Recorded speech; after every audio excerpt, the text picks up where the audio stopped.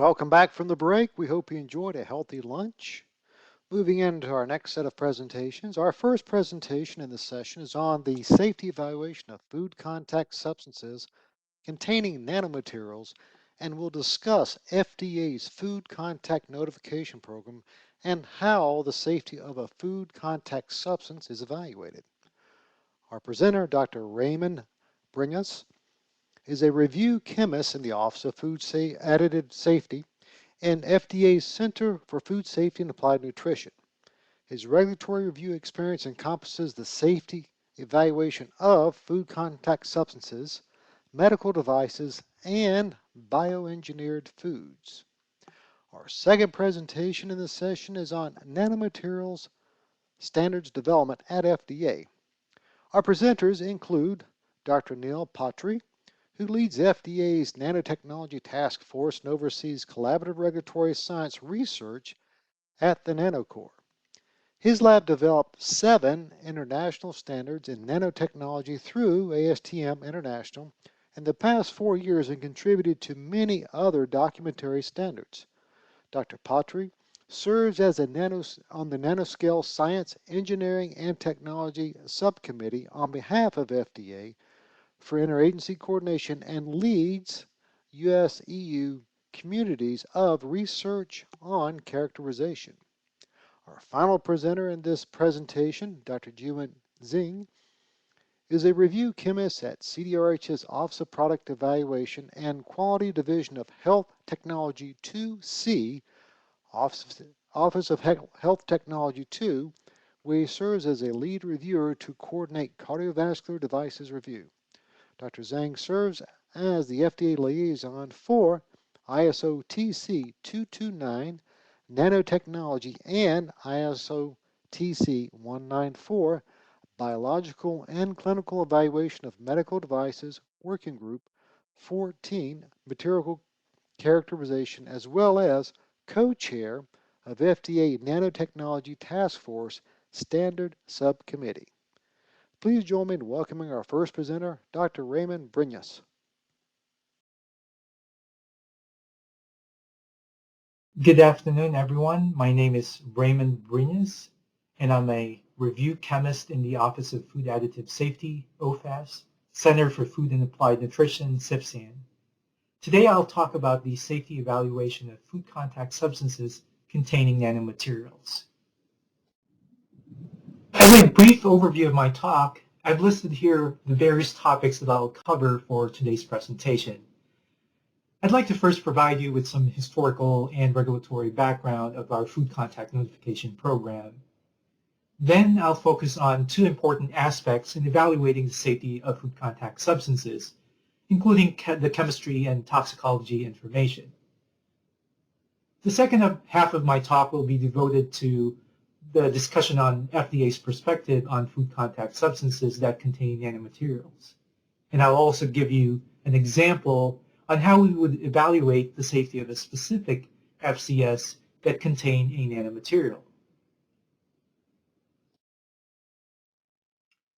One of the key missions of FDA is to ensure the safety of the U.S. food supply. And one of the things that FDA oversees is the safety of food ingredients and food contact substances, which I will also collectively call as food substances. The Office of Food Additive Safety, or OFSAN, in CFSAN is the office charged with reviewing the technical data and the safety information for food substances. And as shown below, there is a wide variety of food substances that are within the purview of OFSAN. However, for today's presentation, I'll focus only on the food contact substances or indirect additives.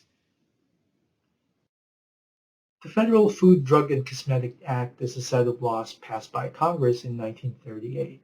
This gives FDA the authority to oversee the safety of food, drugs, medical devices, and cosmetics.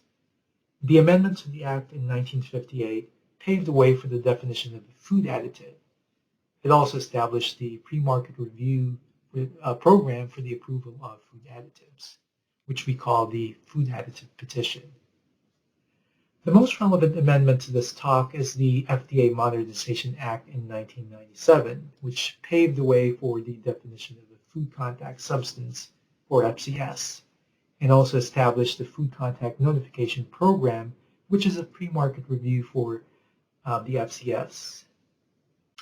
In the next few slides, I'll define what an FCS is and also discuss the standard of safety for an FCS. The legal definition of a food contact substance is as follows. Any substance intended for use as a component of materials used in manufacturing, packing, packaging, transporting, or holding food if such use is not intended to have any technical effect in such food. The FCS or FCSs are components of food contact materials, which can either be used in food packaging or food processing materials. Food contact materials are articles that contact human food, examples of which are soda cans, milk cartons, and plastic bottles. The FCS could be a polyester coating on the inside of a can, an antioxidant blended with a plastic bottle, or an adhesive used in assembling milk cartons. Now that we have defined what an FCS is, I'd like to talk more about the FCN submission and the information needed to establish the safety of an FCS. But first, you may wonder why we need an FCN for a certain FCS. There are three scenarios when an FCN is needed. The first one is if the FCS is not authorized for use. A wide range of food contact substances are mostly regulated in 21 CFR Parts 174 through 178, or are authorized in various effective FCNs. In general, if the FCS is not regulated under 21 CFR or not authorized in effective FCNs, then an FCN is needed. The second scenario is when there is a new FCS. And the third scenario is when modification to an existing FCN was made, especially those modifications that affect the impurity profile and exposure estimates. Unlike food additive petitions for direct food additives, FCNs are manufacturer specific.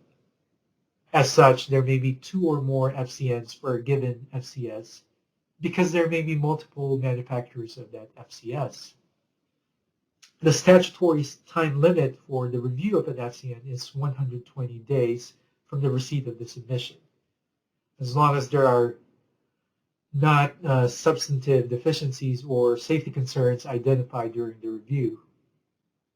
There are two phases to our review. The first one is the phase one, which is a preliminary review to ensure that we have the complete information to determine the safety of the FCS.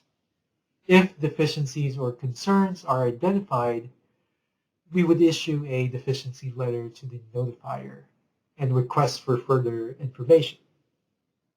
If the concerns or deficiencies have been addressed by the notifier, then we proceed to phase two review, which is a more thorough review of the information. And if there are no safety concerns identified at the 120-day date, then the FCN becomes effective, which means that the manufacturer is now authorized to use the FCS based on the intended use.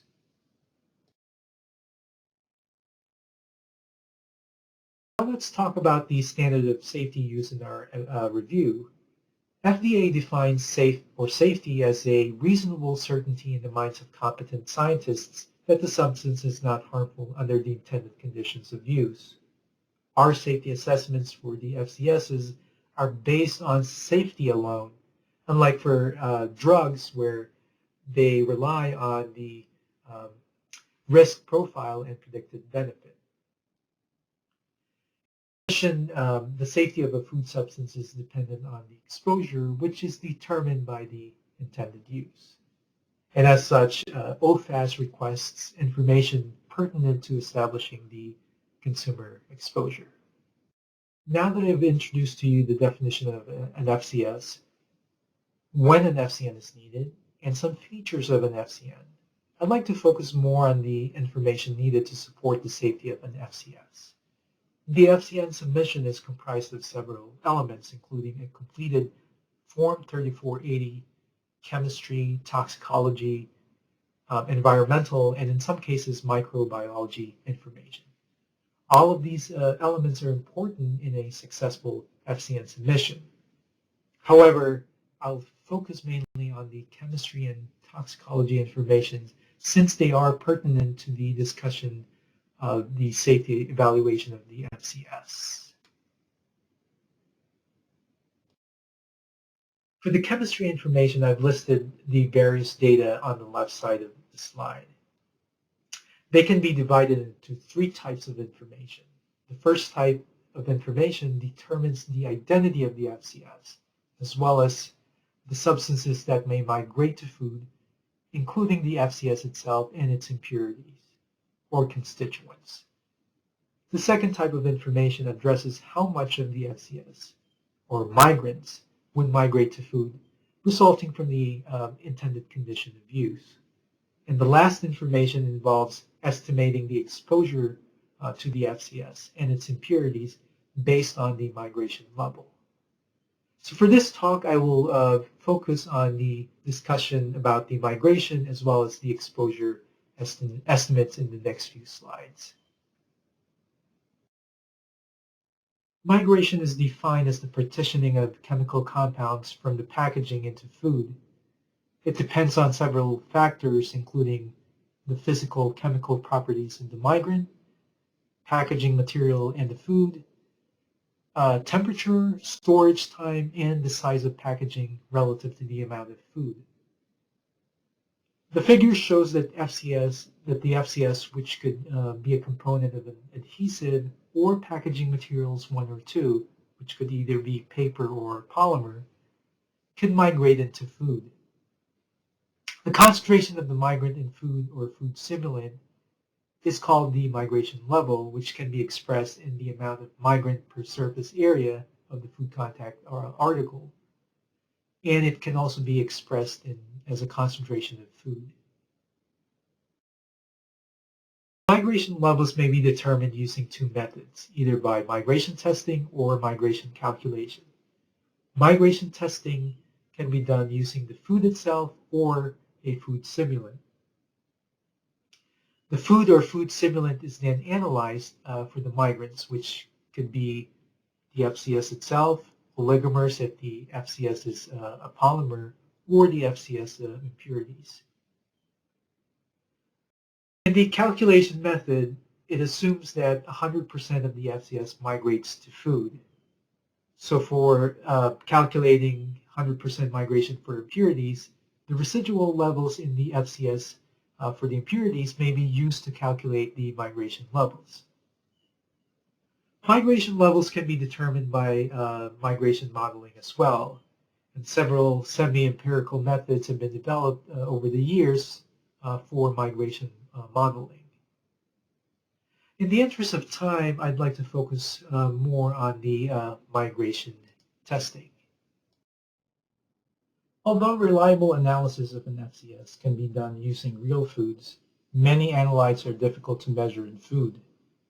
As such, we allow the use of food simulants in lieu of real food. These simulants are selected to mimic the migration expected to a food type, which could be aqueous, acidic, alcoholic, or fatty foods. For instance, for aqueous, acidic, and low alcoholic foods, 10% ethanol would be the appropriate simulant.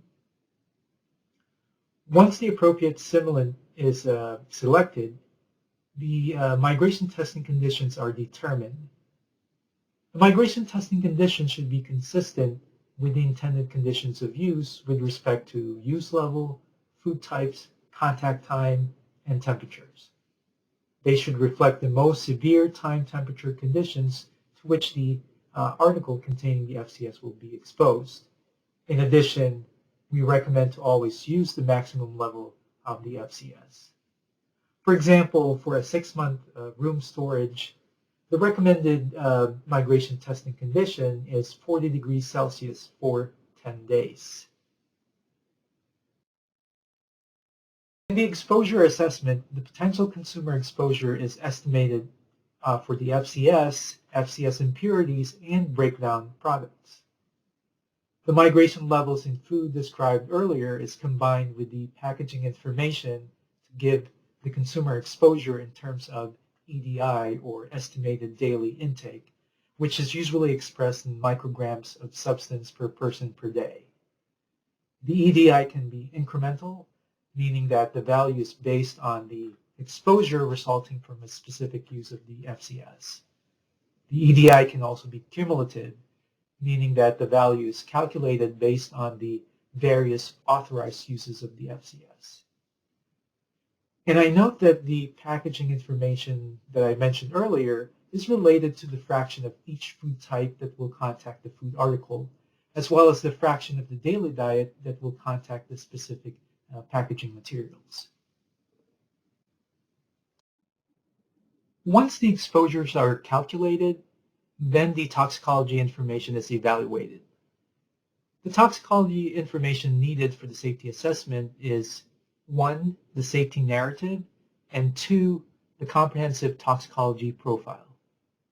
The safety narrative describes the rationale for the safety determination, while the comprehensive toxicology profile lists all the unpublished and published safety studies and related information. FDA has a tiered toxicity testing recommendations based on the calculated exposure values, and potential carcinogenicity of the FCS and its constituents are assessed at all exposures.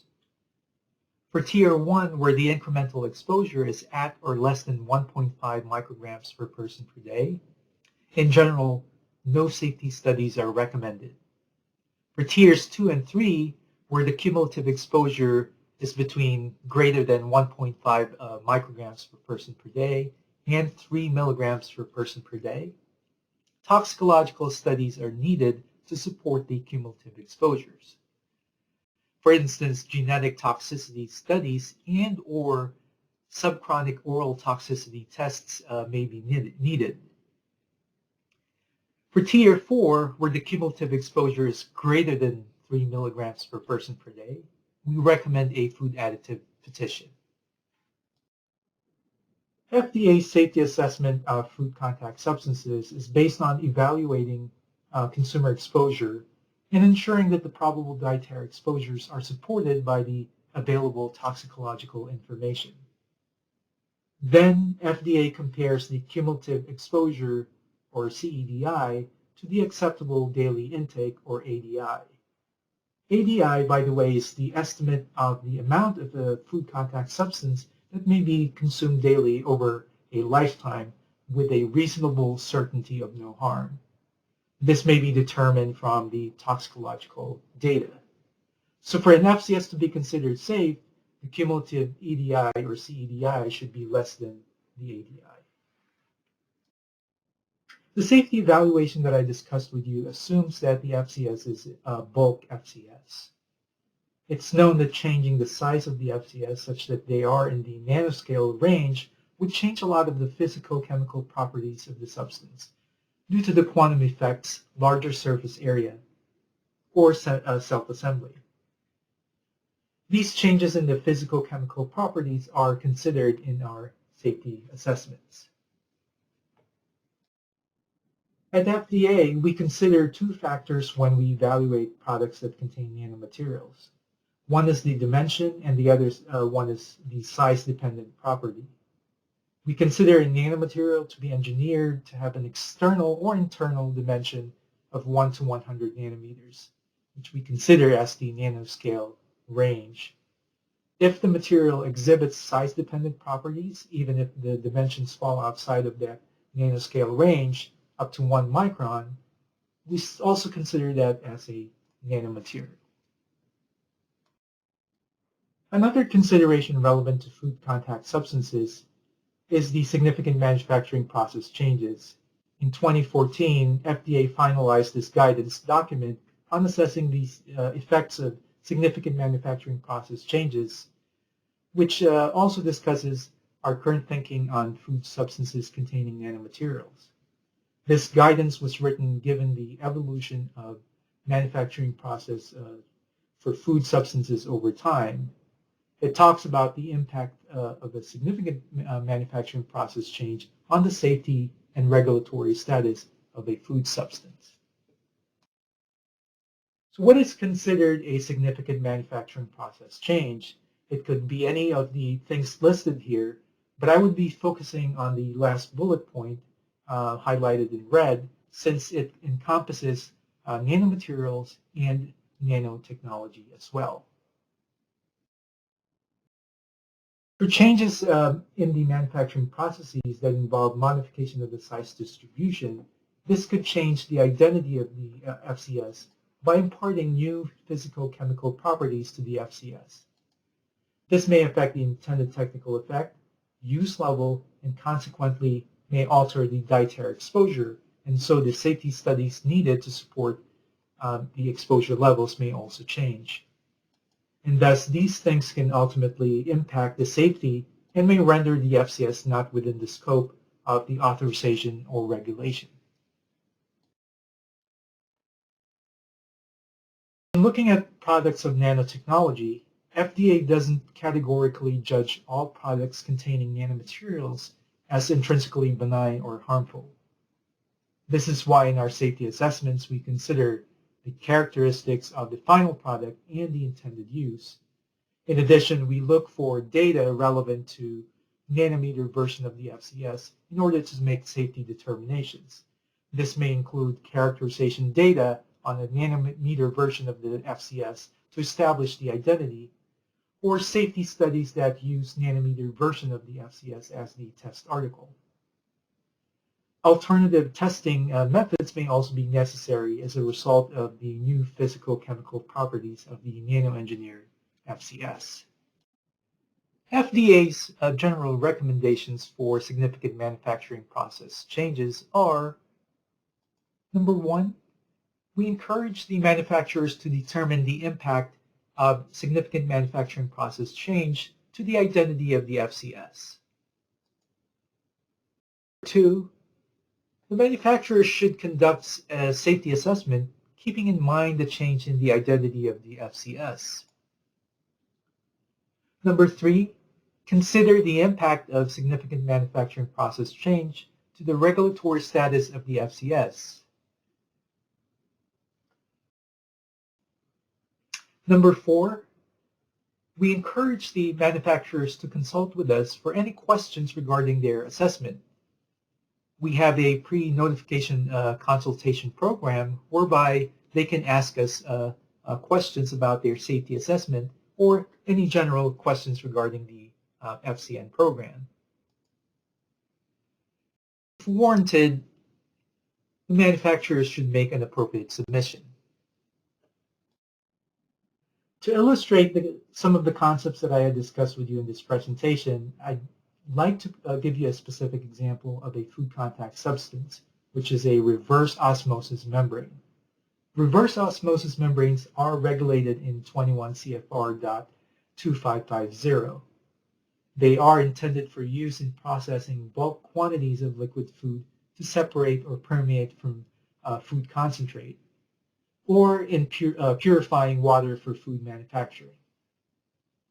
The regulation specifies the various types of formulations to manufacture RO membranes, including a cross-linked high molecular weight polyamides, as shown here on the left, and a cross-linked polyetheramine, shown here on the right. A typical RO membrane is comprised of a polysulfone support, and on top of that is an RO membrane resin. In this case, it's a polyamide resin. So what if the nanomaterials are introduced into the polyamide resin? The particular example shown is where proteopolymersomes are introduced into the membrane. Proteopolymersomes are biomimetic structures where proteins are embedded into an amphiphilic block copolymer bilayer, which forms particles that are in the nanoscale range. In this example, the protein component is aquaporin Z, which is a protein that acts as a selective water channel and is embedded in the bilayer of amphiphilic block copolymer. The concept of using proteopolymersome in RO membrane is described in the publication shown here. So basically, a layer of proteopolymersomes is embedded into the RO membrane while it's being manufactured, forming a nanocomposite, which has improved properties compared to the conventional RO membrane. This is a good example of a significant manufacturing process change because the identity of the RO membrane is now different due to the presence of nanoscale proteopolymersomes compared to the regulated RO membrane that I described earlier. This slide highlights the considerations that can be made when determining the safety of the novel RO membrane. The first consideration is one has to determine if the identity of the FCS changed as a result of introducing the proteopolymersomes. In this case, the identity changed since the RO membrane now contains particles, which we call the proteopolymersomes. They are in the nanoscale range. The second consideration would be, as part of the change in identity, one has to identify the unique attributes of the FCS that might impact the safety of the intended use of the RO membrane. Some questions may be asked, such as, do proteopolymersomes migrate to food? Are the components of the proteopolymersomes safe? As quoted from the publication on proteopolymersomes, the polyamide layer may serve as a protection layer to the proteopolymersomes against environmental factors. So this statement implies that the proteopolymersomes are immobilized in the RO membrane construct and are unlikely to migrate to food because of the polyamide layer. The third consideration would be determining if the change in the identity altered the regulatory status of the FCS. The FCS is not covered by 21 CFR 177.2550 anymore because the identity of the FCS does not meet the specifications in the regulation. And as such, the change in the identity changed the regulatory status of the FCS. The fourth consideration would be estimating the exposure to the FCS and its impurities, similar to that of the bulk FCSs. A special consideration is that migration of the proteopolymersomes is unlikely. So how about the components of the proteopolymersomes? Would they migrate to food? Would there be exposure to the components? So those are also some questions that can be considered. And lastly, the manufacturers should conduct safety assessment similar to that of bulk FCS. They should compare the ADI with the EDI and gather relevant safety studies supporting the EDI. In summary, I have presented an overview of the FCN program and provided you with some insights about the chemistry and toxicology information needed to support the safety of the FCS. I've also discussed some FDA considerations for FCSs containing nanomaterials and the relevance of the guidance on significant manufacturing process changes to the FCSs containing nanomaterials. Through a specific example, I've illustrated some factors to consider when evaluating the safety of an FCS containing nanomaterials.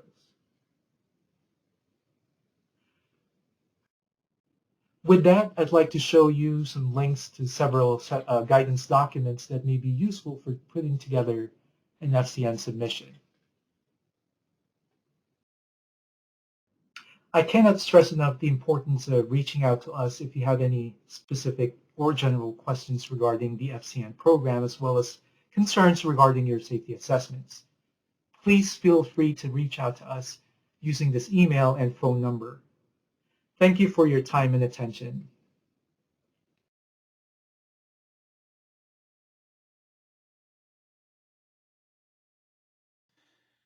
Good afternoon, and thank you for joining us. I hope you are enjoying the presentation so far. I'm here with Dr. Jiwen Zheng, and we both are planning to cover the nanomaterial standards development work at FDA. Standards disclaimers apply. The views expressed are of our own and should not be considered as official position or policy of FDA. Here's a brief outline of the presentation. We'll cover the importance of standards to FDA and industry, the global summits in 2015 and 2016 to identify and prioritize the standards needs, and the document resulted from those. Standards development at FDA, these are the documentary standards that went through ASTM approval process and became international standards, and the future needs in nanotechnology standards. There is two more items that my colleague Jiwen Zheng is going to cover. One is on the draft standards review at FDA that come from the standards development organizations, and also on the consensus standards recognition program at the Center for Devices. Standards are important to regulatory agencies and industry, especially small businesses with limited resources will significantly benefit from using standards during preclinical development and product lifecycle. Standards assure reproducibility, quality, and facilitate evaluation of products through science-based decision-making.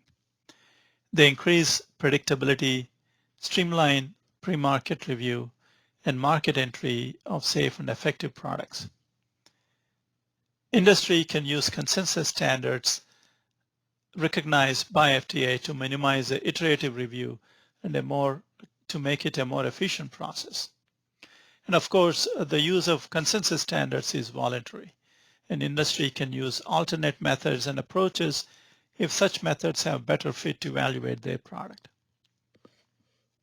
Standards development requires maturity of science, collaborations, and consensus. Test methods should be fit for purpose and consider easily accessible equipment and methods to enable wider use of the standards. The link below gives you the standards recognized by FDA. There is a database that you can access. Most of the work in Nano has been on reference material standards and documentary consensus standards development. Reference material are developed by the metrology institutes such as NIST, JRC, NMI, and NRC. For example, NIST developed colloidal gold, silver, and polystyrene reference material standards. JRC developed silica reference material, and NRC is in the process of developing lipid nanoparticle reference material. Consensus documentary standards are through the three entities listed here: ASTM International, ISO TC 229, and OECD WPMN. These are the main organizations that FDA is very active in participating and developing standards through these organizations. A different category of standards are through the United States Pharmacopoeia and the European Pharmacopoeia that provide quality standards to pharmaceutical industry. These monographs are legally binding quality standards, mainly for the medical products. So industry engagement is needed for nanotechnology standards development, and we encourage your participation.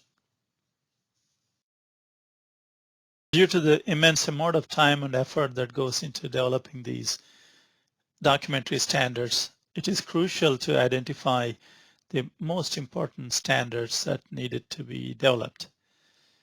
So FDA is interested in these standards, and in 2015 at the GSRS 15 Global Summit, a team has assembled of international experts to identify standards, needs for medical products and food, and came up with a list of standards needs in both pristine and complex matrices. Some of them from this list are now developed into international standards. The following year, in 2016, in a global summit, this brought the global regulators, standards, and research organizations, as well as industry stakeholders from 19 countries together to develop a prioritized list of standards needs. And the list is expanded from nanomaterial-derived drugs, medical devices, liposomal drug products specifically, food contact material, targeted material for biomedical applications. These are more complex, and the nanomaterial in personal care products. A summary report from this meeting is circulated to all the standards development organizations to consider these standards for development. At FDA, due to the maturity and number of liposomal product submission approval, we concentrated on helping with the consensus standard development with the liposomes through stakeholder collaboration and engagement. And I would like to highlight the complexity in developing consensus standards and showcase some of the progress we made. The consensus standards development process slightly varies with each organization, but for most part follows the same general process. Experts identify standard that needs development and propose STO for concurrence. Once it is approved, a draft standard is developed after methods development, verification, or validation, and then put forth for balloting. This can be an iterative process until all comments are addressed through balloting to develop consensus.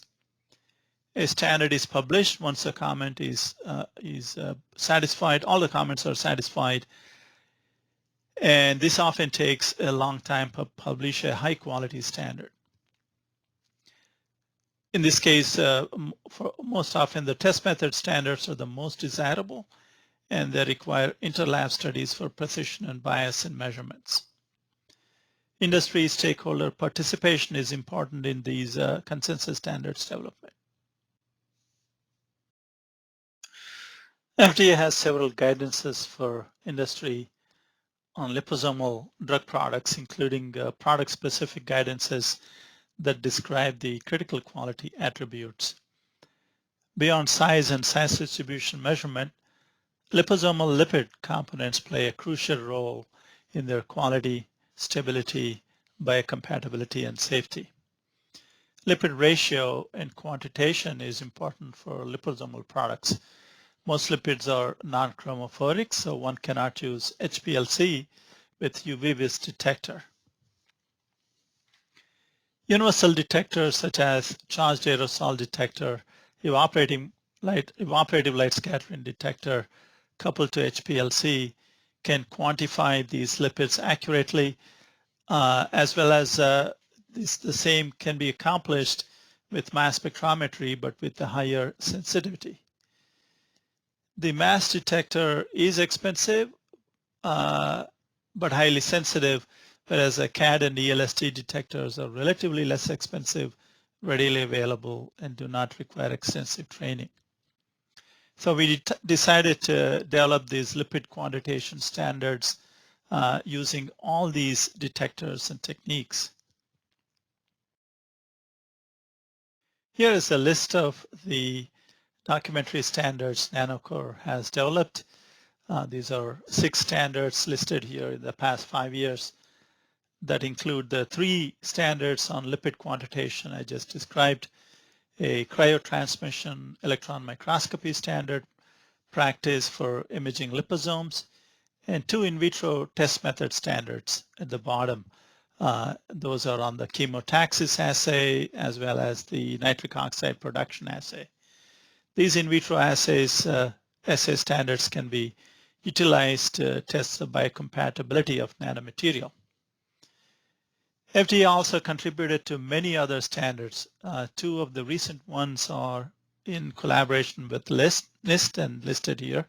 One is on a very commonly used technique, the dynamic light scattering for size measurement of nanomaterial. And the other is on visualization of nanomaterial using hyperspectral imaging. So we are also collaborating with other entities in the development of many consensus standards we have identified earlier through these global summits. So we seek volunteers to participate in interlab studies that we plan to conduct on the 3 lipid quantitation standards. Apart from the ones that have already been developed for liposomal characterization standards, another one is under development for field flow fractionation.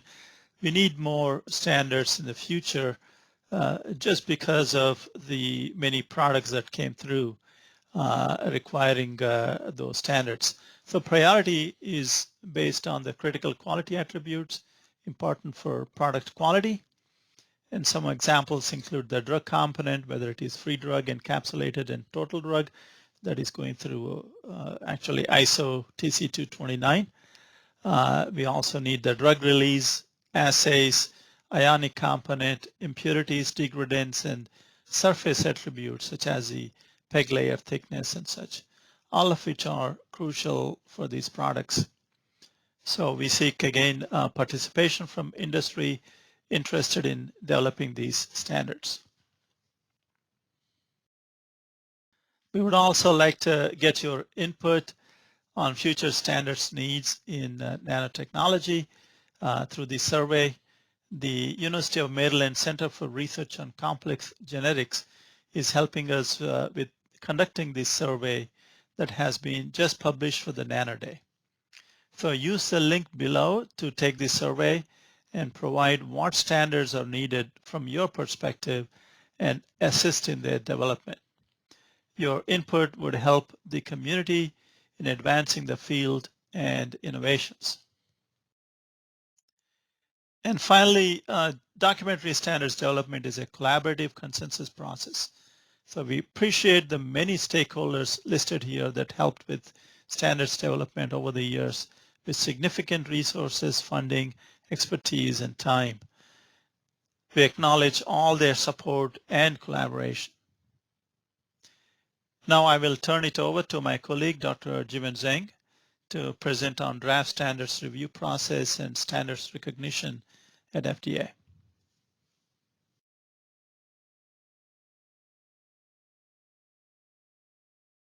Thank you so much, Anil. In the next few slides, I'm going to go over the FDA Nano Standard Review process and the FDA Standard Recognition Program, specifically CDRH Standard Recognition Program. In order to coordinate FDA efforts in nano standard development, in 2016, FDA Nanotechnology Task Force formed a standard subcommittee to streamline the nano standard review and development process. The standard subcommittee consists of FDA-led representatives for standard development organizations and subject matter experts from FDA centers. The main task for the standard subcommittee focus on consolidating the FDA comments for the nano standard up for review, prioritizing the nano standard based on the FDA need, which benefits FDA regulatory review, or assisting in the development of a new nano standard that including the leading nano standard development, providing the comment, or participating in lab study. As a general procedures, right after the standard organization posts their draft standard for ballot, the FDA liaison will upload the draft standard to the FDA standard database and share the link with the subcommittee center representatives. Center reps will then circulate within their center and encourage their staff to provide comments.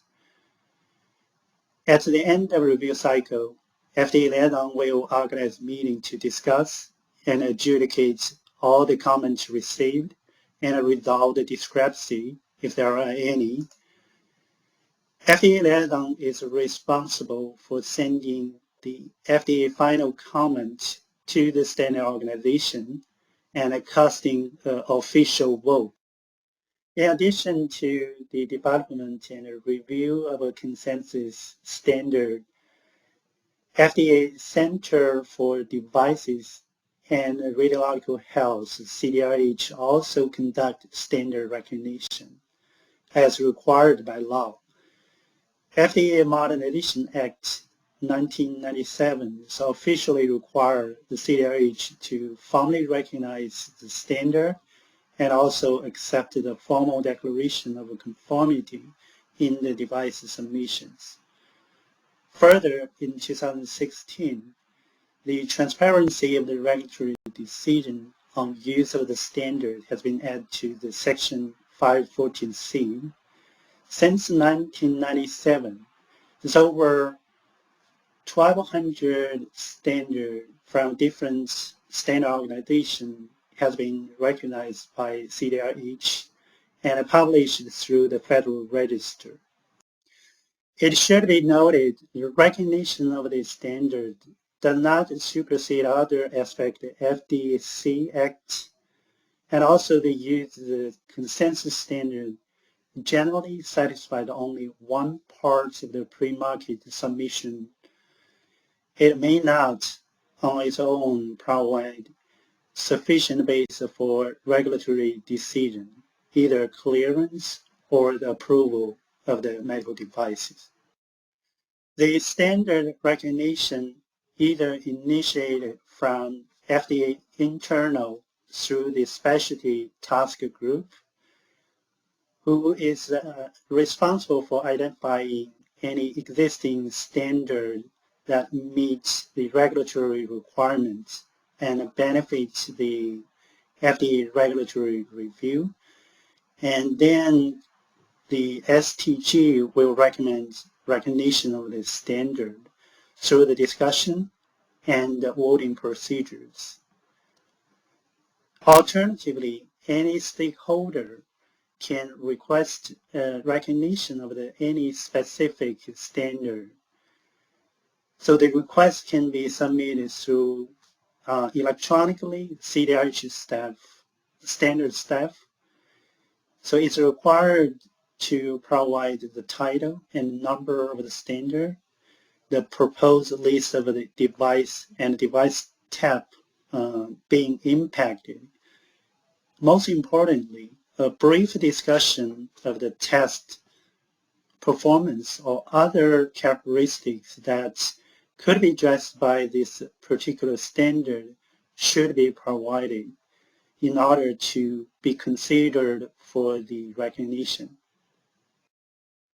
Through specialty task group discussion, some standard can be fully recognized or partially recognized. Certain clause or section which are in conflict with the current FDA review practice or guidance or recommendation will be excluded from recognition. There's a case the standard is determined it's not appropriate for recognition at all. And here's a screenshot of the CDRH recognized standard database, which is publicly available through the link above. And on this website, you can click, select any organization, standard organization, either ISO, ASTM, or EEE, or you can leave as all standard organization. If you know the standard number, and you can tap the number to see whether or not it's recognized. And you can certainly search by the keyword most importantly, here's the specialty task area, group area, and you can select the nanotechnology. If you select nanotechnology and on the top, select all standard organization and click search, all the recognized nanotechnology standard will pop up. This slide shows the screenshot of a whole list of the nano standard being recognized by the CDRH. As maybe not readable for you, but in total, it's 20 nano standard have been recognized. Majority of the standard are physical chemical calibration technique related. It include, but are not limited to, the commonly used the calibration technique for nanomaterial, such as dynamic light scattering, scanning electron microscope, transmission electron microscope, and also the potential measurement, as well as the framework standard how to conduct physical chemical calculation for toxicological assessment of the nanomaterial. Hopefully, through this presentation, you may have a better understanding of how FDA participated into standard development, review, and comments of a draft consensus standard, as well as the standard recognition. By the end, I'd like to acknowledge all our FDA colleagues who have been involved in standard work, including FDA Nanotechnology Task Force standard subcommittee members, CDRH standard management staff, FDA Office of Chief Scientist standard staff for their assistance. I want to thank for your attention. We'll be happy to answer any question you may have.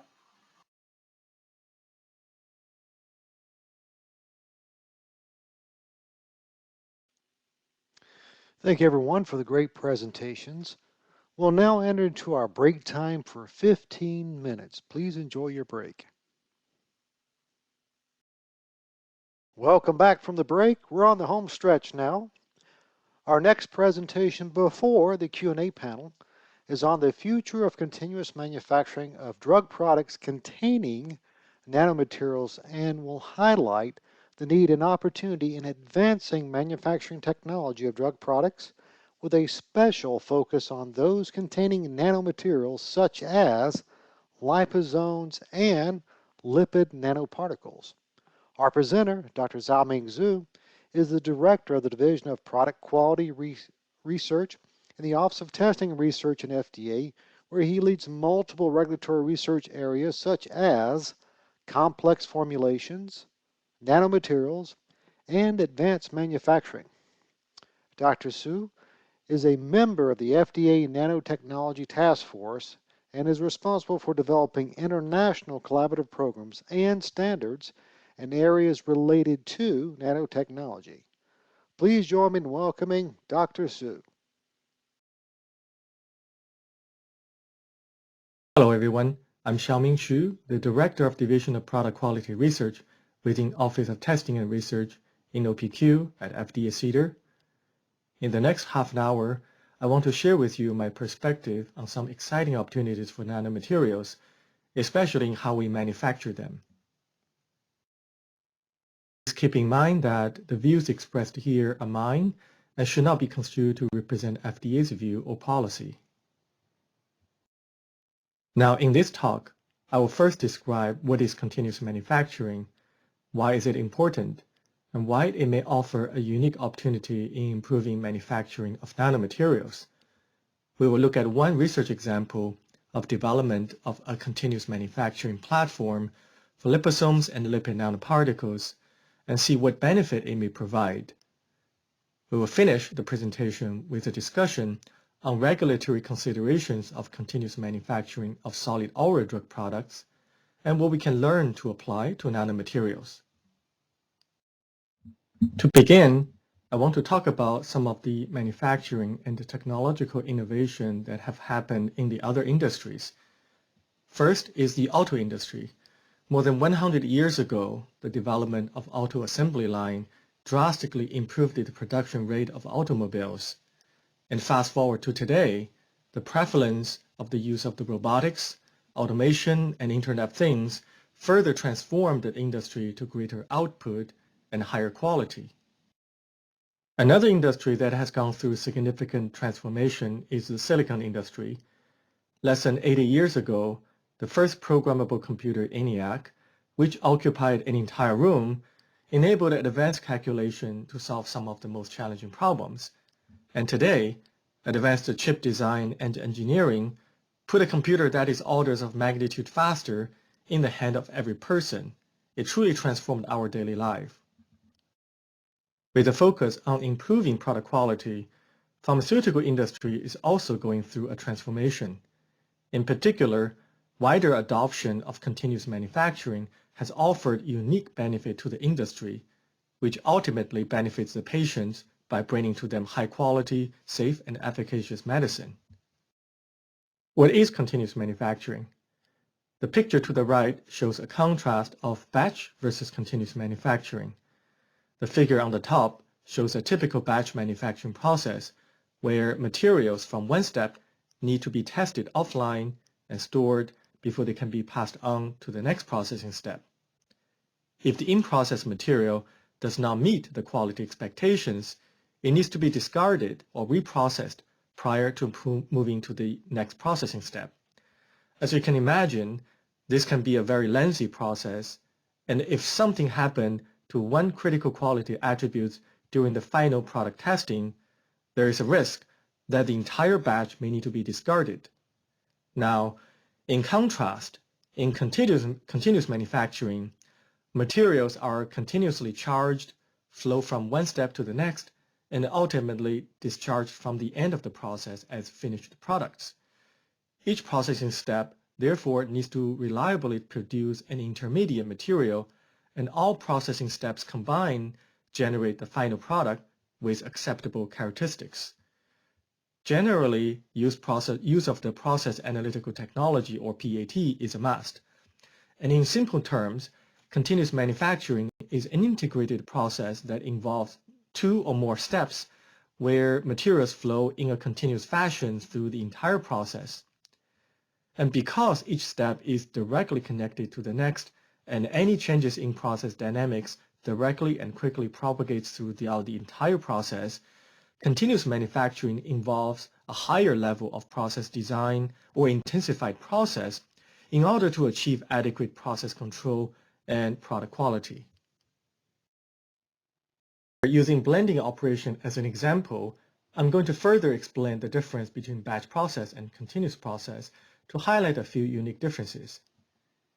In a batch process, fixed amount of materials A and B are charged into a blender at once, which operates at a fixed speed at a fixed level of fill, and any changes to material quantity or mixing speed or fill level may change the degree of mixing and ultimately the blend uniformity. And that is the reason why these process parameters are typically fixed. And of course, after a fixed amount of time, which typically needs to be predetermined as part of the process optimization, the final product is the mixture C. Now, in a continuous process, materials A and B are continuously charged into the blender, and instead of the fixed amount of A and B, the rate of feeding of A and B are controlled to achieve the desired ratio of A and B in the final mixture. So simultaneous increase or decrease of feeding rate does not impact necessarily the composition of the blend, only the throughput. So the degree of mixing or blending uniformity is controlled by the feeder design and speed. And as you can see, the process on the right may require a higher level of knowledge and control over the entire process design, but the benefit is also very clear. It does allow flexibility of processing different amount of product C and is independent of the scale.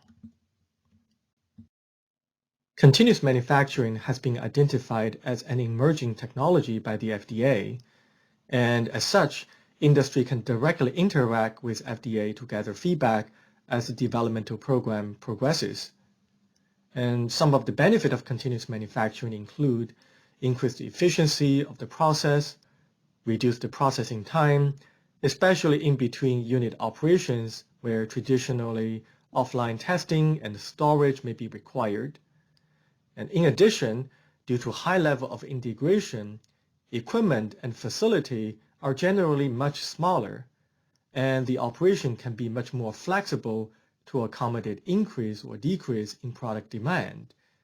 And as a result, for the industry, this may lead to lower capital cost as well as smaller environmental footprint. And perhaps most importantly, the use of online and inline monitoring enabled near real-time control of the process, which provide enhanced product and process understanding. And all of these benefits ultimately pass on to the patients as they receive high-quality medicine with reduced cost and perhaps more timely as well. Within CDER, we have approved several applications utilizing continuous manufacturing technology. For example, 6 utilized integrated continuous manufacturing process to produce solid oral dosage forms. A few others utilize a combination of batch and continuous process, or semi-CM, to produce drug substance, sterile solutions, and biotech product. And all of these applications went through the CDER Emerging Technology Program, or ETP, where a multidisciplinary team is assembled within the FDA to directly work with the sponsor to address any potential regulatory questions. And the reason for this type of program is that we recognize the challenges associated with the development and implementation of novel technologies. And the program is set up such that regulatory feedback can be provided in a timely fashion, and any barriers can be addressed prior to regulatory submission. And you can find more about this program through the link below. So far, FDA's effort can be grouped into the following 4 areas. The first is science and research program. And you know, with any innovation, the initial development process involves many unknowns and many new questions. And the best way to address these questions and unknowns is through research. At FDA, we approach the research both internally within my office and externally through collaboration with academia and industry. And actually, the example that I'll provide later is an external collaboration example. And the second area is development of guidances. And here I have provided several ICH guidelines that are applicable to continuous manufacturing, including Q7, Q8, Q9, Q10, Q11, and Q12. And also I want to bring to your attention the upcoming ICH Q13 guidance, which focuses exclusively on CM. And in the third area, as I mentioned earlier, the purpose of Emerging Technology Program is to facilitate smooth transition to future regulatory assessment and to provide feedbacks to the industry. And last area is that as we get more experience with continuous manufacturing, it's very important that we document those learnings so that we can continuously improve. Now, why is it maybe a good opportunity to apply continuous manufacturing to nanomaterials, you may wonder. And first, I want to show you a few numbers. And here is a survey that my colleague did a few years ago on regulatory submissions of products that contain nanomaterials. And the top 3 formulations are liposomes, nanocrystals, and emulsions. And looking at the route of administration, nearly 60% were by intravenous injection. And this number becomes interesting when you compare with the percentage of route of administration across all product types, which is almost completely opposite, where over 60% is oral and less than 20% is by injection. And these numbers pointing to something unique about nanomaterials. And let's add to these numbers another metric like drug shortages. As you can see here, approximately 2 out of every 3 drug shortage issues is caused by quality-related issues. And this same report also revealed that approximately 60% of the drug shortages were related to injectables. Now, with these numbers, it's very natural to suspect that drug product containing nanomaterials, which are predominantly injectables, are especially susceptible to interruptions and shortages due to the complexity of the formulation and manufacturing techniques. So this does highlight a need to advance manufacturing technologies, right? And on the other hand, there is actually a distinct advantage of applying continuous manufacturing in processing of nanomaterials. As a start, most of the nanomaterial formulation begin and end in liquid dosage forms. We know the liquid has a clear advantage relative to powder materials in terms of flow. Indeed, we can control the flow of liquids more easily with pumps. And shown here is an example of a gear pump. And furthermore, liquid mixing is a foundational step for all processes where it is relatively well understood, whether it is miscible liquid mixing or immiscible liquid mixing. Lastly, we can readily apply advanced computational tools to study the flow processes and simulate the impact of process changes. And overall, it is as much as an advantage to apply continuous manufacturing in nanomaterials as a need. Next, we will look at one extramural research example of development of a continuous manufacturing process to produce liposomes and lipid nanoparticles, and what are some of the benefits. Now, a quick background on liposomes and the lipid nanoparticles. And both formulations contain lipids, which has a very unique property of being both hydrophilic and hydrophobic, or we call it amphiphilic. And in the case of liposome, immediately after the lipid molecules are exposed to water, a bilayer structure forms spontaneously as a way to minimize the contact between water and the hydrophobic tails of the lipid. And the lipid bilayer further curves around itself and forms the vesicle form, which can be used to load the drugs. And most common liposomal drug product contain a single bilayer, also called unilaminar. And the TEM images on the right shows the encapsulation of drug inside the aqueous core.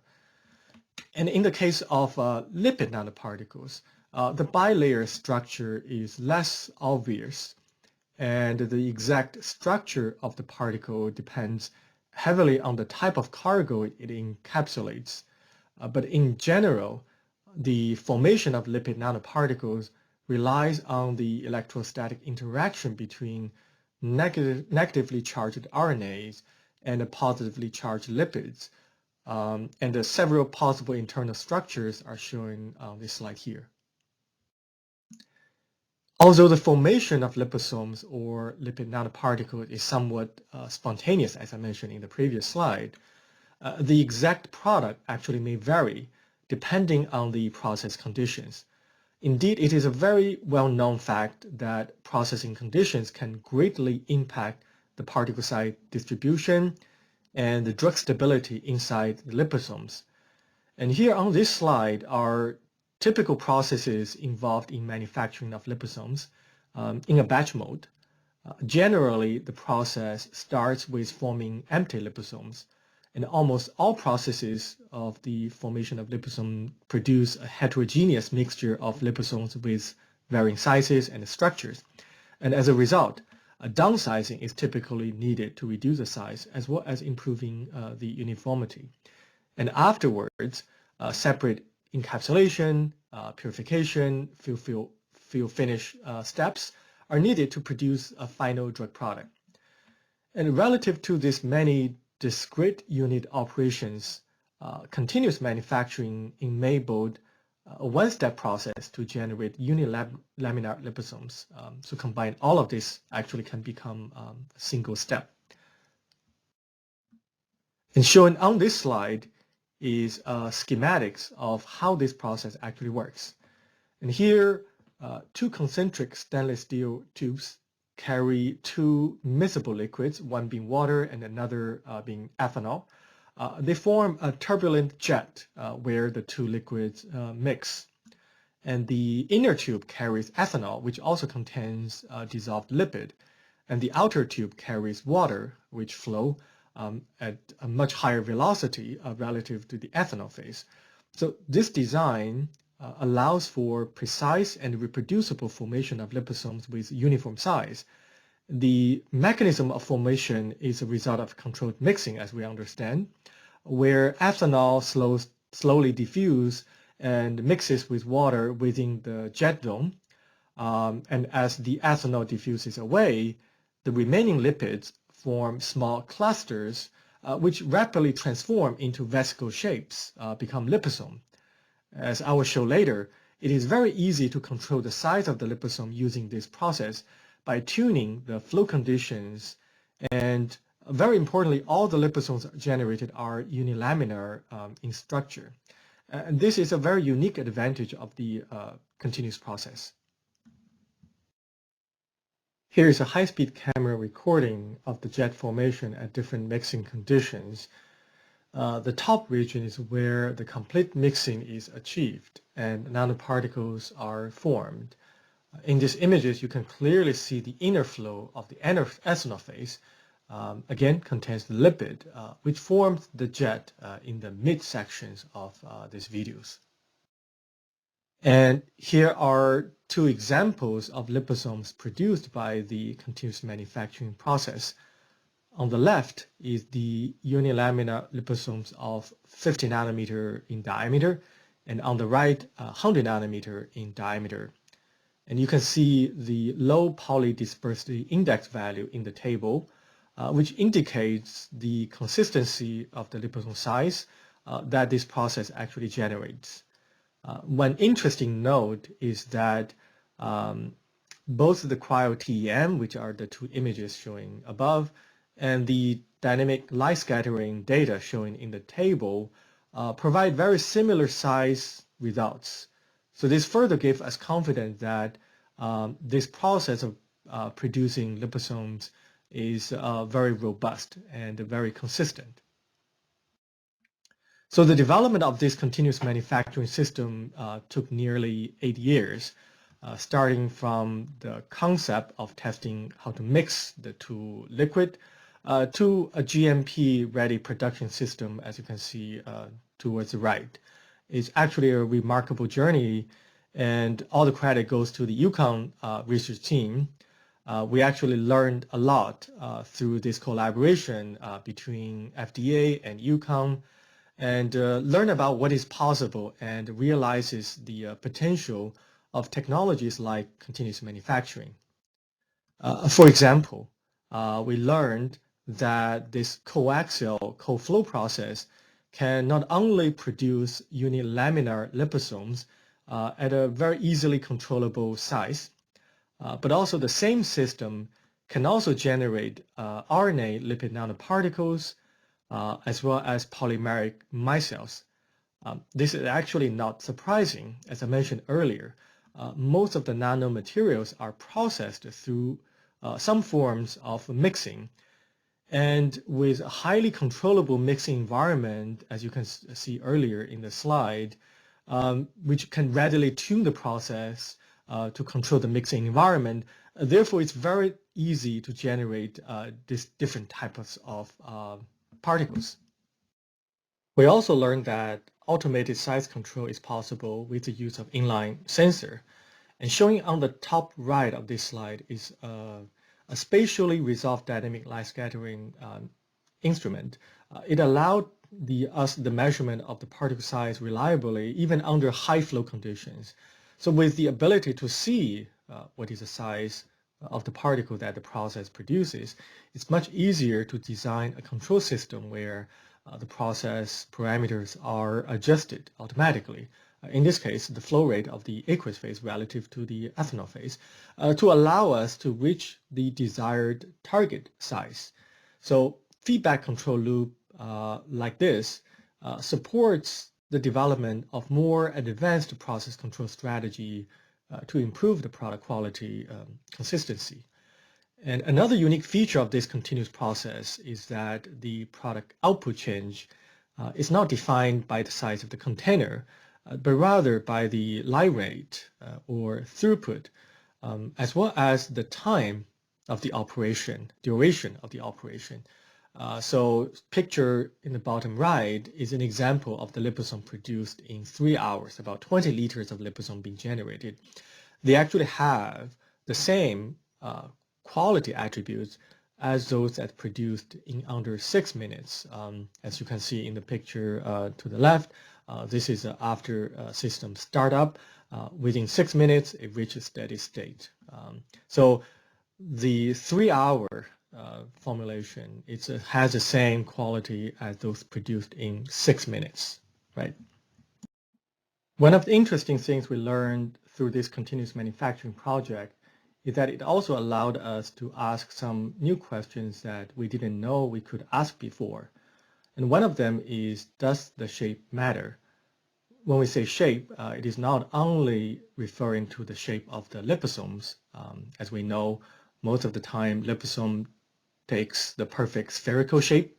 And sometimes they can be slightly elongated due to the inner drug crystal. And actually, we also found that the drug crystal can also vary in shape from linear rods to, very interestingly, circular crystals, as you can see in the cryo-TEM images to the right. So because the continuous manufacturing process controls both the liposome formation and drug loading process very reliably, the generation of the circular drug crystal become highly controllable and feasible. As you can imagine, the density distribution of the drug within this approximately 100 nanometer particle varies, right, which may impact the distribution of the particle within and out from the vascular circulation. And we know many of the liposomal drug products are for cancer treatment, so effective targeting of extravascular cancer tissue is very critical. So the particles need to exit the vascular circulation. Now the question is, does shape of the liposome and drug crystal impact this targeting effect? Now personally, I see some very interesting research possibilities in this area because of the shape. Now think about this for a second.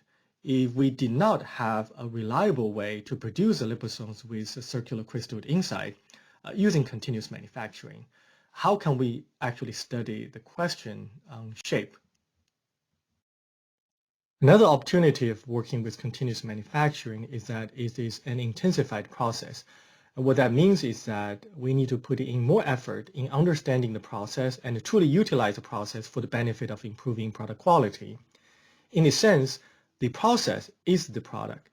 And in this regard, the opportunity really emerges when we introduce modeling and simulation using tools like discrete element method, computational fluid dynamics, molecular dynamics, AI, machine learning, digital twins, etc., to enhance the product and process understanding. And this will allow us to design more advanced process controls. An example on this screen shows actually the utilization of MD simulations, and more precisely the coarse-grained MD simulations, to study the formation of polymeric micelles through continuous process. The few pictures in the middle of the screen are simulation results of spontaneous formation of paclitaxel PEG-PLA polymeric micelle over the time course of 2000 nanoseconds. We confirmed that the formation of particles rely heavily on the environment, and specifically the composition of the ethanol water. And of course, relative to the timescale of the fluid flow, we can consider such micelle formation process as nearly instantaneous. So what these results show is that the mixing process, or more specifically, the local environment of ethanol water mixture, can directly impact the quality of the polymeric micelles. Again, this shows why the continuous process platform mentioned earlier is beneficial in creating this type of nanoparticles. Hopefully you can see now what is possible with continuous manufacturing and are as excited as I am in the future of advancing manufacturing of nanomaterials. So next, what I want to share with you are a few lessons learned from several approved continuous manufacturing applications that I think may be also translatable to the nanomaterials in the future. There are four main areas of discussion between the industry and the FDA regarding the implementation of continuous manufacturing in commercial manufacturing of drug product. So this includes the first is development of control strategy, second being facility and process validation, and the third is how to define a batch or a lot, and the last one is how to bridge the switch from a batch process to a continuous manufacturing process. So more detailed points of discussion are listed on this slide as a bullet point, and I hope you can read more later in more detail. As you can see, the areas with the most discussion points are control strategies and the process facility validations, which is not surprising as they are at the core of the continuous manufacturing, and they can directly impact the quality assessment of new applications. So what is the focus of the quality assessment? And generally speaking, during the assessment of the CM applications, the review team will assess if the sponsor has sufficient understanding of the process dynamics. What that means is that where is the material in the process at any given time? How does disturbance propagate throughout the process? So typically a study of the residence time distribution, or RTD, will provide answers to this type of questions. And in addition, the review team will look at the proposed attributes, whether all critical quality attributes were properly identified, and what type of controls are in place to ensure materials and process does generate the products with desired properties. And furthermore, does the sponsor have sufficient tools and to monitor and control the process? And this is where PAT tools may become essential, and not good to have, but must have. And then if something does go wrong, how do you intervene? And how do we detect and divert the non-conforming materials? And lastly, can we rely on real-time PAT tools to allow us to release a batch? Here's one internal research example of understanding the process dynamics by studying the RTD of a blending process. In this example, both experimental and in silico modeling were performed, but showing here only the modeling part. What the research afforded us is the confidence about how material travels through this inline blender and how they are mixed, how well they are mixed, and how disturbances propagate, and of course how to divert the non-conforming materials. Lastly, I want to show you a recent audit, some numbers performed by my colleagues in OPQ on approved CM applications so far. And what was noticed was that CM applications are on average 3 to 4 months faster, and over a few $100 million more in early revenue, and less regulatory barriers to post-approval changes. As you can see, it does provide many benefits. To close the talk, I want to emphasize that it's very important that we recognize that FDA is and will continue to foster innovation and development of drug product containing nanomaterials. We will achieve that by continuing research, including those conducted at the FDA in our laboratories, as well as those conducted at the academic institutions and with industrial partners. And I hope you agree with me the benefit and the need to bring innovation in manufacturing and characterization. And ultimately, we have the same stakeholder that we're responsible for, which are millions of the patients who demand high quality medicines in their hands. So we really need to do it well. And lastly, I want to thank a few people who helped me putting together the slides, as well as the UConn research team for their great work and allowing me to show them today. And thank you all for your time and attention.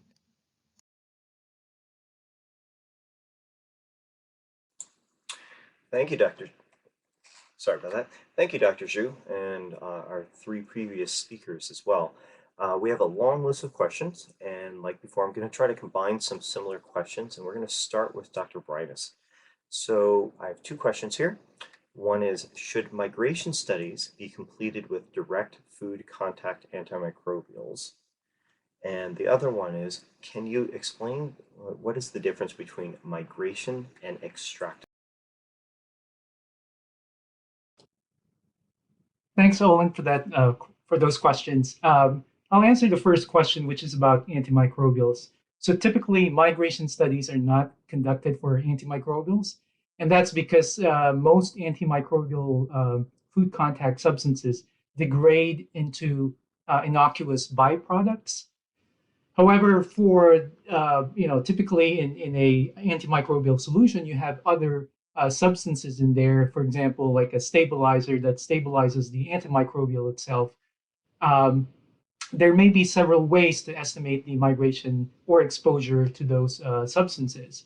For instance, analyzing the antimicrobial solution and how much it is retained in representative food may be used to estimate the migration exposure of the FCS itself, which is the antimicrobial and its impurities.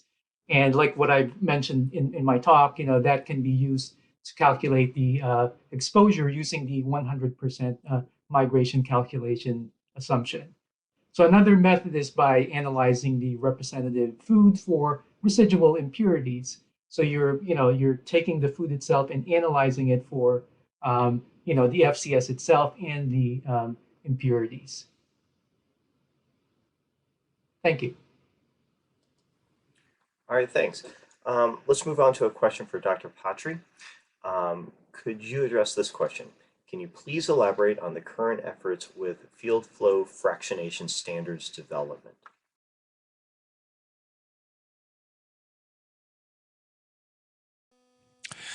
Yes, there are a couple of efforts. One is at ISO, there is a guide on FFF or asymmetric flow, field flow fractionation that's been published, but that's an overarching guide.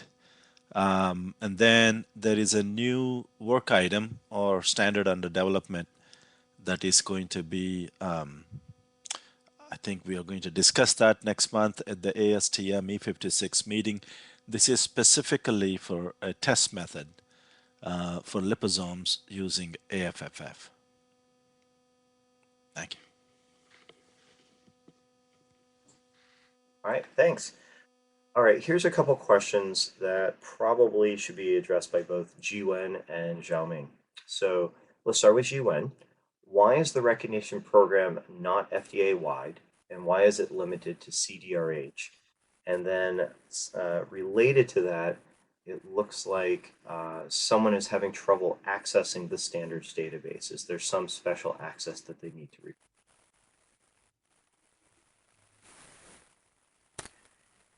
Thank you, Olen. This is Jiwen. That's a good question. So as I mentioned in the presentation, the standard recognition start with the CDRH that's that's stated in the FDA Modernization Act by 1997.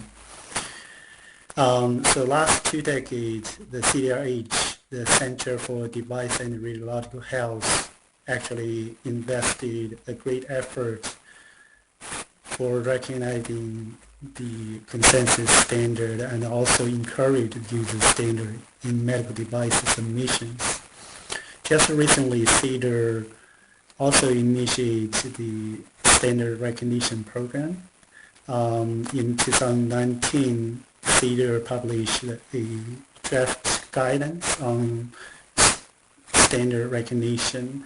I would like to pass to my colleague, Xiaoming Xu, to address that question, give a more detail about the Center for Drug Evaluation and Research, CDER's progress in the standard recognition. Xiaoming?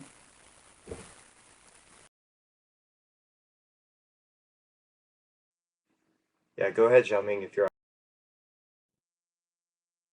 Sure. Thank you, Olen, and thank you, Jiwen. So, yeah, regarding the standard consensus standard development within CDER, there is an effort to better utilize this type of standard to help with the product development and also assessment within the FDA. So, As Jiwen mentioned, right now there is a draft guidance published in 2020 regarding CDER's program for the recognition of voluntary consensus standards related to pharmaceutical quality. So right now, this program is not yet finalized. So it has not yet been utilized, but there is an ongoing effort internally trying to test the process. So once established, it will facilitate the submission of the consensus standard both by the external stakeholders, so whether it's industry or standard development organization, as well as the CDER internal staff. So both external and internal can recommend, propose consideration of the standard in this program. However, I do want to mention that it's different from the what CDRH formal recognition program. Within CDER, this is a more of an informal program to consider the standard development. But once considered, those lists will be published publicly to the public to ensure everyone is aware of the effort and also future consideration. Thank you. And don't go anywhere, Xiaoming. I've got another one for you. What are the potential channels to get FDA feedback or support? If we have a new technology that can help manufacturing of nanomaterials, but we don't have a product yet, who can we? Yeah, that's a really good question. So there are, I also foresee there are potentially two scenarios. One is you are very early in the development stage or the concept stage, perhaps. Then I would say some of that could be considering some of the research funding, research collaboration with the FDA, like the example that I mentioned earlier in my talk. Some of those can come from a direct interaction with the FDA and utilize FDA's some expertise, collaboratively work together. And then some of those, I would suggest periodically check the announcement from the FDA on some of the funding announcement, including both RFAs for the grants, and also I think Darby mentioned earlier about some of the GDUFA research funding as well. So a lot of those can be related to new method, new technology, for example. So it's a great opportunity to consider if there's a relatively new idea. And secondly, of course, if it's your program is relatively more mature, that is more later into the stage that you think it's possible to develop into a product. Like I mentioned again in my talk about the Emerging Technology Program, ETP is a great resource for you to engage directly with the FDA, getting feedback from the assessors who will be reviewing this type of application, so they can provide you feedbacks, helping you with the development. So check out on the ETP website. So those are, I foresee potentially the two scenarios that could be helpful. Yeah, thank you. All right, Ray, here's one for you. For nanomaterials used in food contact, e.g. food packaging, what exact characterization data of the nanomaterials that does FDA require for their submission? For your nano definition, internal or external, the dimensions of 1 to 100 nanometers, do you have any threshold cutoff on particle size? For example, the EU defines nanomaterials are in general more than 50% by number of particles falling within 1 to 100 nanometers. Thank you, Olen, for that question. Before I answer this question, I'd like to circle back and answer the question regarding the difference between migration and extractable. So in the FCS world, we use the terms migration or migration level, and also residual or residual levels. And I believe in the extractable, the term extractable is used in the medical device world, which could be equivalent to a residual or residual level. And as I mentioned in my presentation, migration mimics the condition of use of the FCS. And so the migration level that you would get from that test or experiment would be representative of the concentration of the FCS or its impurities in food that would be expected when the FCS is used based on the intended condition of use. On the other hand, the residual level or residual analysis uses harsh conditions to extract the FCS or the impurities in the finished article containing the FCS. And residual levels or level is considered to be the worst case level for expected to migrate to food. And so that's why we use the residual level and use it for 100% migration calculation. Now, going back to your question regarding the characterization data, FDA does not have any requirements for characterization tests for nanomaterials used in food packaging or food contact substances, because the nature of the type of or the type of nanomaterial varies, and we can have organic versus inorganic or hybrid nanomaterials. So there's no one general set of tests that we recommend. But in general, FDA looks for data that would establish the identity of the food contact substance or FCS. So we would need information regarding the size distribution, chemical composition, morphology, and any other physical-chemical properties that may be relevant to its migration and biological effects. For instance, morphology, shape, aggregation, agglomeration state, surface area, and surface chemistry. So those are some of the properties that we may look for that are also relevant for toxicology. And so the other part of the question is regarding the threshold. So FDA doesn't have a threshold cutoff on the particle size, but we do have some general or formal. We do not have any formal definition of nano size, but we do have some considerations for when we consider a regulated product to involve the application of nanotechnology. And as I've mentioned, and others have also mentioned, it depends on the size, which is what we consider as 1 to 100 nanometers, internal or external dimension. And also, if the material has size-dependent properties up to 1 micron, and so we consider those as nanomaterial. And these materials are also considered to be nano-engineered. Thank you. That's great. Anil, let's swing back to you. Would the analytical methods that you presented be acceptable for the use of new molecular entities within liposomes? Are these methods the expected standards from an FDA standpoint? Yes, these are specific test methods for specific composition of lipids in liposome formulations. So if you have a new molecular entity, new lipid as part of the liposome,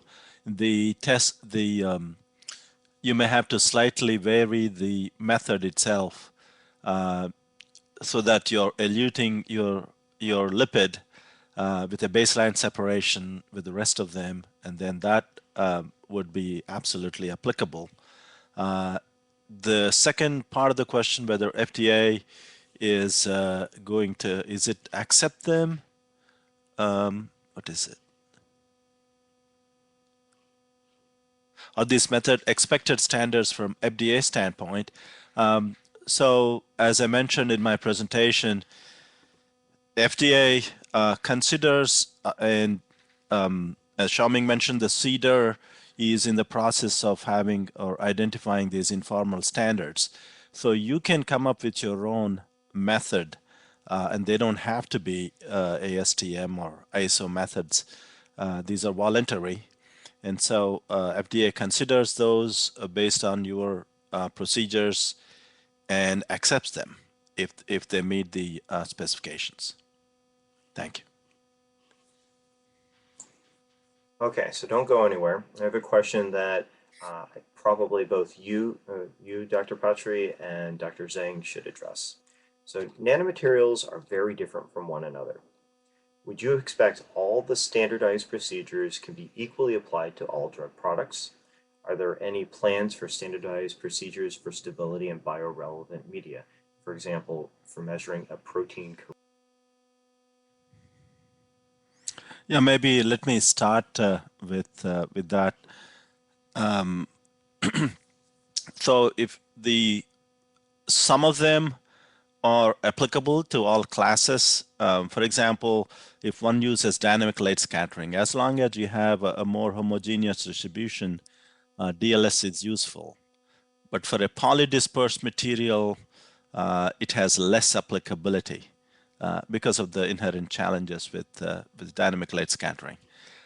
Similarly, there may be others that are broadly applicable for polymers, liposomes, but then when it comes to specific material, they may have different attributes that may need different kinds of validated methods and assays. For example, beyond the size distribution, maybe drug release assays may be different for liposomes and polymers and so on. What is the second part of the question, Olen? They were asking about measuring in biorelevant media, such as evaluating the protein corona. Yeah, so protein corona is quite a challenge if you're trying to measure. It depends on what you're trying to measure in a protein corona. If you're trying to measure size in plasma serum of a particle, I would say no. But then if you're trying to isolate and then trying to look for the protein bound to the nanoparticles, again, there are complexities depending on the kind of protein composition that is present.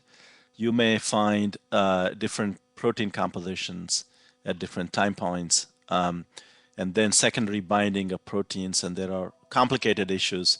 So I think it'll be challenging to run those kinds of measurements in more complex media. But if it is ICP-MS measurement for metal particles, that may be okay. Dr. Zheng, do you have anything to add? Yeah, sure. I can add a little bit to Anil's comment about the second part, the protein corona.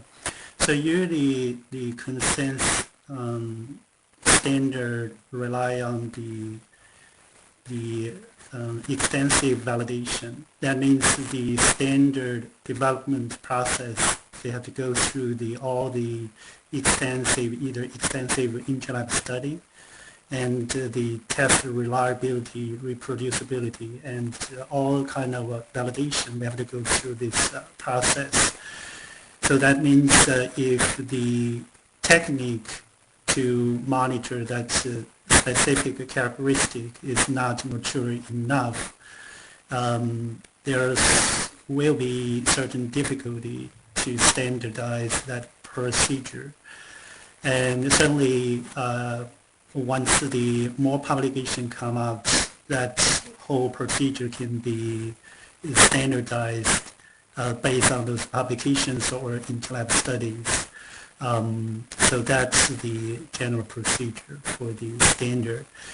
That's certainly the different area or different critical attributes. So after the technologies become mature, and that can be developed into the standard.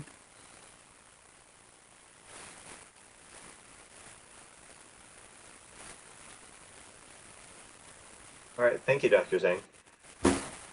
Could you mute yourself really quickly so I can move on to the next speaker? Great. Okay, Xiaoming, I've got a couple related questions to you about continuous manufacturing. So the first one starts, if we are using continuous manufacturing for our nanoparticle, should we alert FDA early in the regulatory process? How should we do this? And then the second question, which is related, it says, regarding the definition of batch, does replacement of a critical manufacturing element, like a microfluidic mixing element, during a run constitute a new batch? Or can this be considered part of a single batch if other parameters are unchanged or? Yeah, thank you, Olen. Let me first address the first question about the if there is how to alert the FDA or whether it should alert FDA. So certainly that's a choice for you to consider. One thing that's available to you, especially if you're developing new technology, what is considered as emerging technologies, is that there is this program, Emerging Technology Program, ETP, that's available that has within FDA an organized process where the reviewers, potential future reviewers, will be involved in providing feedback. So that's a great opportunity that you can utilize if what you think it's a really promising technology that you want FDA's input. But certainly this is not something you have to do. It's on a voluntary basis, and also submission of the application to the ETP is not automatically being accepted.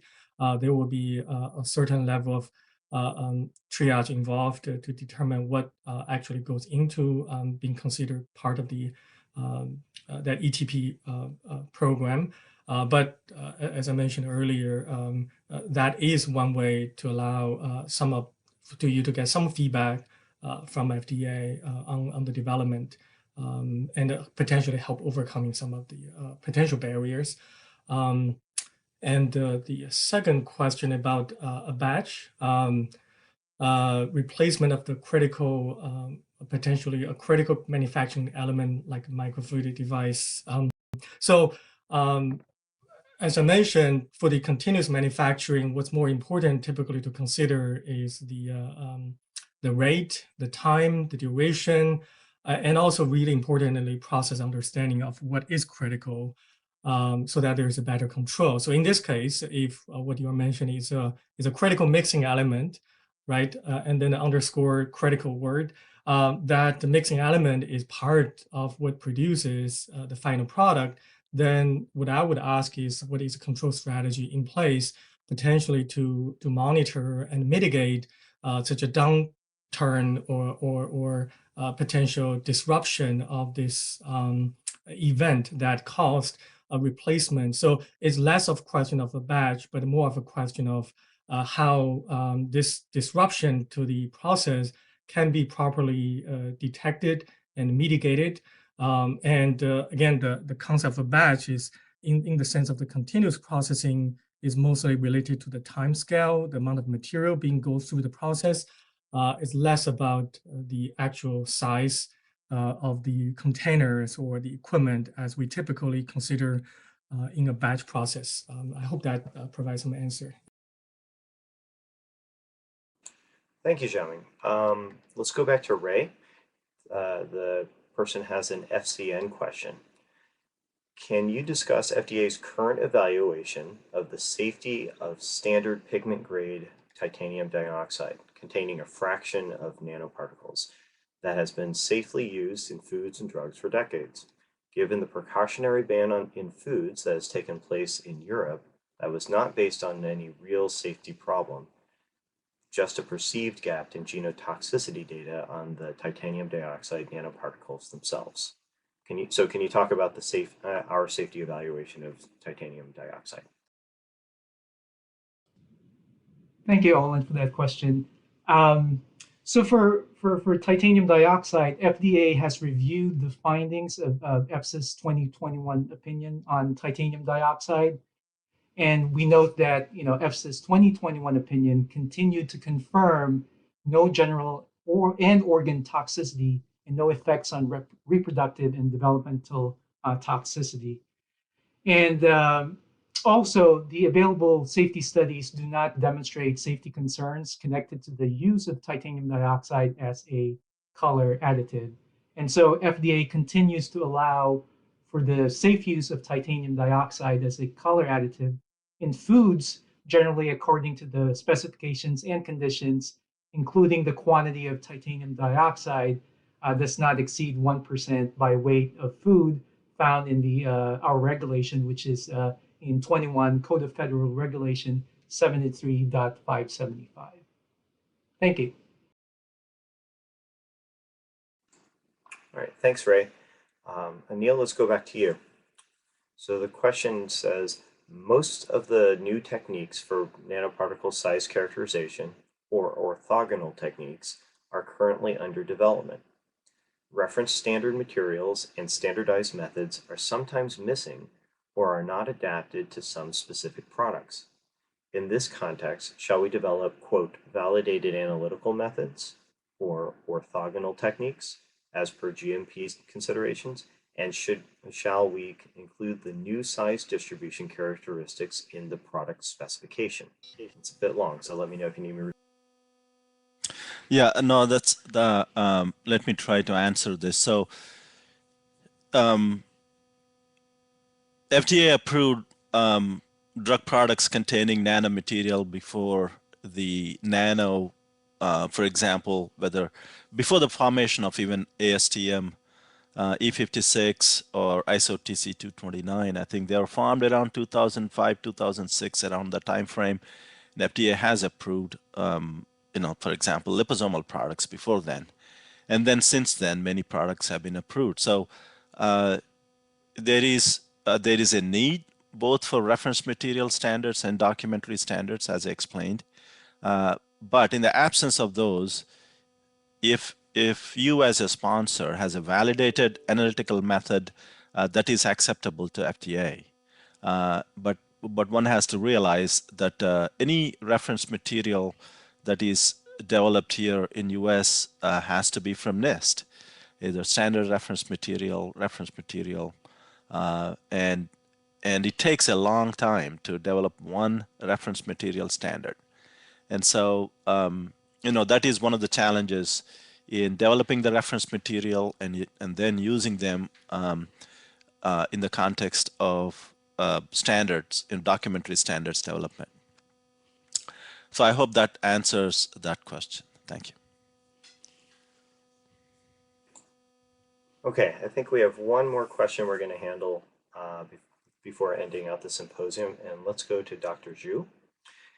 So here we go. How can the dynamic light scattering Z average of nanoparticles, i.e. the harmonic intensity averaged particle diameter, directly match the linearly averaged particle diameter as measured by cryo-TEM? Yeah, thank you, Olen. This is a very great question. In any other situation, I typically actually would comment on that it's really generally not advised to compare the size value obtained from one technique versus the other technique. And generally, the example is the dynamic light scattering versus the cryo-TEM or any microscopy-based technique. The reason being underlying assumption about the particle sphere, the measurement principle is really critical, and typically those assumptions are not met.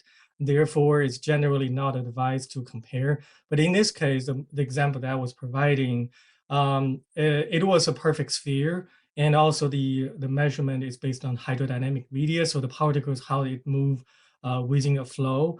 So in short, most of the assumptions are met, and it is and also it's empty liposome that in that example I was providing. So there are some certain conditions that that are very critical, which make what's possible to actually produce results that are highly comparable. But like I said, understanding on the underlying principle of the measurement is so critical, and most of the situations probably that would not be an example to provide. But thank you for pointing that out. But in that case, it was kind of a match. But thank you. Okay, so I'm going to close out our symposium now, and I wanted to thank a number of people without whom this would not have been possible. First of all, I'm going to start with the technicians that worked behind the scene that kept us on our schedule, that kept the questions rolling in, and enabled us to handle the technical difficulties of having an online symposium with people from across the world in many different countries, and many of us working from our own homes. I'd also like to thank all of our speakers. I know how much time and effort you put into collating your talks and thinking about salient questions that our audience might have, and then following them up with what turned out to be a marathon question and answer session this afternoon. Thank you for your time and your thought. And mostly, I'd like to thank everyone who registered for this symposium. Without your interest, we don't put this on. And in addition to registering, I especially appreciated the thoughtful questions that you gave to us. It was very helpful for me as a regulator to see what are you interested in? Where is there still confusion? And then from hearing the responses from my colleagues, I find that I learn something new every day, both in a technical sense and also from their very different regulatory perspectives if they are in a different office or reviewing generic products as opposed to innovators or in a completely different center. So thank you all. I'm going to hand this back to Ray now, who's going to take care of some housekeeping elements and tell you when you can find these talks online. So thank you. Thank you, Dr. Stephens, and another resounding thank you to our entire NanoDay 2022 faculty for all the great presentations and the panel discussions. We do have a few closing reminders. This activity is eligible for an attendance certificate which supports continuing education for SOCR, RAPS, SQA, and ACRP. Please refer to our website at fda.gov/CDER for more details. As a reminder, you'll be able to obtain that attendance certificate only upon completion of the survey, which will remain open for 2 weeks. Remember, that closes on October the 25th. Please remember to download the certificate immediately upon completing the survey. It cannot be retrieved after the fact. Let us know your comments and feedback via the survey. This will help guide the design of our future events. Additional tutorials are available through fda.gov/CDERlearn. On behalf of CDER Small Business and Industry Assistance, we hope you enjoyed today's numerous presentations and found it helpful. We look forward to your presence at future webinars, which will be advertised on our website at fda.gov/CDERSBIA. Thank you for attending, and this concludes NanoDay 2022.